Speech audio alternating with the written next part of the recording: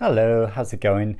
Quite a while ago, I made a video called Classic and Contemporary Pairs, where I talked about a number of novels that fictionalize the lives of real authors. And I find this sort of genre of writing so fascinating. I love reading about authors' lives, which is sort of weird because you wouldn't think there's anything necessarily inherently dramatic about authors' lives. Usually they just sit at their desk for hours and hours on end. But yeah, the way they're brought to life in these novels and stories, I think is so fascinating.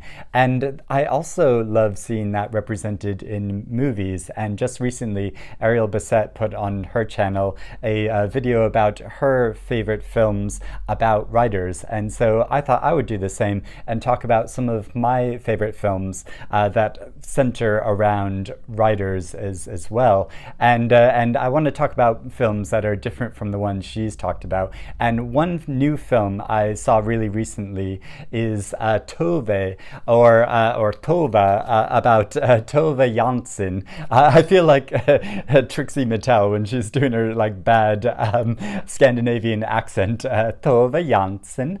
So yeah, this is a film all about the life of the great Finnish artist and writer who's famous for creating the Moomin series, but also later in her life wrote a lot of fiction for adults as well.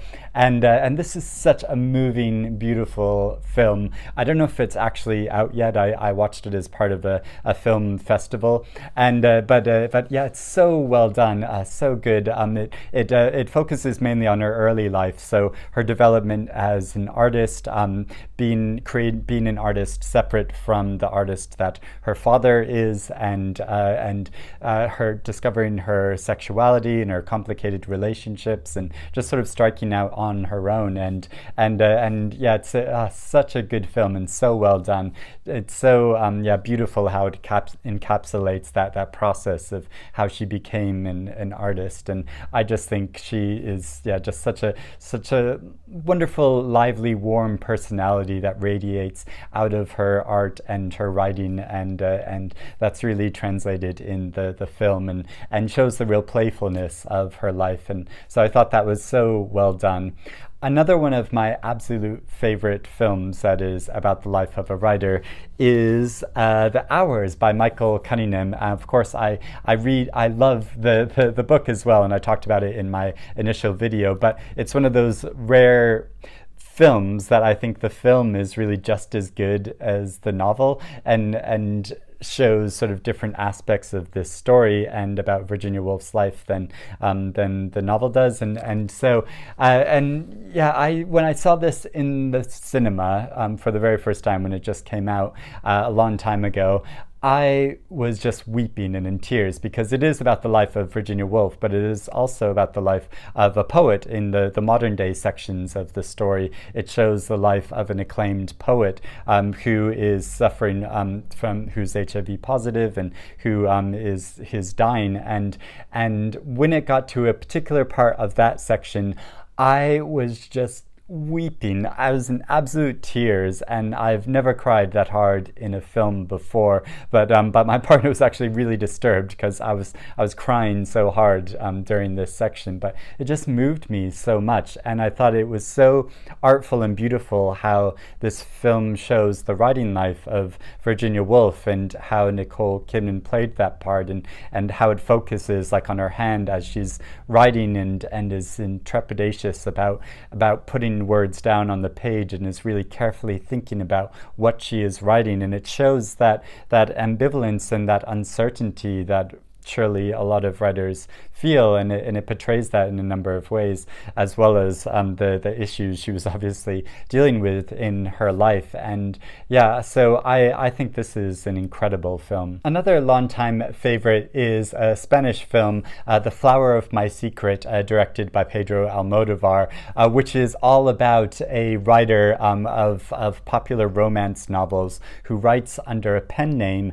but even though she writes these romance novels, in her personal life, she has real problems with her romantic relationships, and it portrays the big conflict she has in this big melodramatic way and bombastic way that Almodovar has and often has in his films, which is so playful and funny, as well as being emotional and moving, and he can show the serious side of his characters' lives, as well as having a lot of fun with them. And so yeah, this is such an enjoyable movie that I would really recommend if you've not seen it. An older film which I only saw for the first time recently, it's a film way back from 1979, an Australian film called My Brilliant Career, and this is about a young woman's life at the turn of the 19th and 20th century, and she's growing up and she wants to become a writer,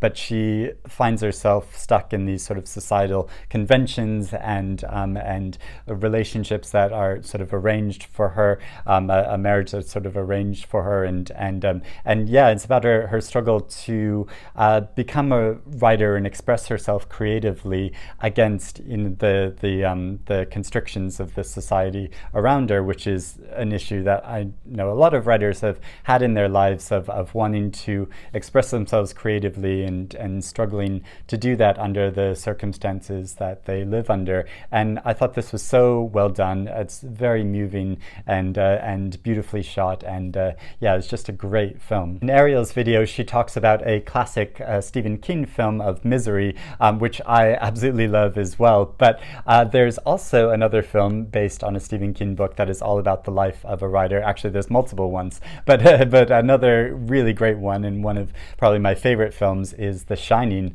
which is a much more disturbing take in a way on a writer's life, or at least the writer in the film is much more disturbing because it's about a writer going insane, and it has one of the most classic scenes in cinema when he's been working on, you've seen him typing on working on a novel for a long time, and then his wife comes to discover what he's actually been writing, and it's all the same thing. It's just nonsense, and yeah, and so it's very disturbing and creepy, and but yeah, it's such a striking and powerful film. Another older film, which I just rewatched recently, is the 1977 film Julia, which is about the life of Lillian Hellman, and Jane Fonda plays Lillian Hellman in this film, and it's based off from I think a chapter of Lillian Hellman book where she writes about her friend Julia, who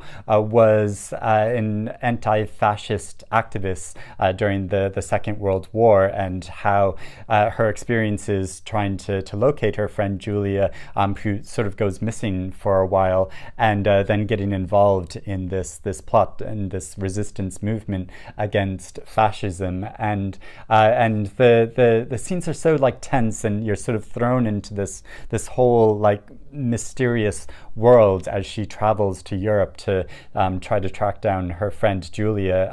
That yeah, I think it's such a striking film and really tense story, and yeah, really interesting portrayal of this author's life. And then finally, there is a more recent film which I just watched on Netflix over the winter called The 40-Year-Old Virgin. It's Virgin, not Virgin, because that's a different film, which is also a comedy that I really like. But this film is about the life of a black woman in New York City in recent times, though it's filmed in black and white, who is an aspiring playwright, or who is a playwright, but who has been struggling to support herself on that. And as she's nearing her 40th birthday, she decides to become a rapper because she thinks that'll be a more like lucrative sort of career path. And it follows her struggles and her experiences trying to become a rapper in a way which takes really seriously her life and her experiences, but also shows it in a really comic light. It's a very, very enjoyable film to watch, and yeah, I thought it was just really wonderfully done, and it's one of my favorite newer films of recent times, and yeah, really interesting take on a struggling writer's life. So those are all the films I'm going to talk about. I'm sure there's a lot more, probably ones that I'm missing and that I'm going to kick myself afterwards for not mentioning here. But if you have any favorite films that are about writers' lives, let me know in the comments below. I'd love to check some more out if I've not seen them already. And it would be fun to have a discussion about more of these films. So hope you're doing well. I'll speak to you again soon. Bye-bye.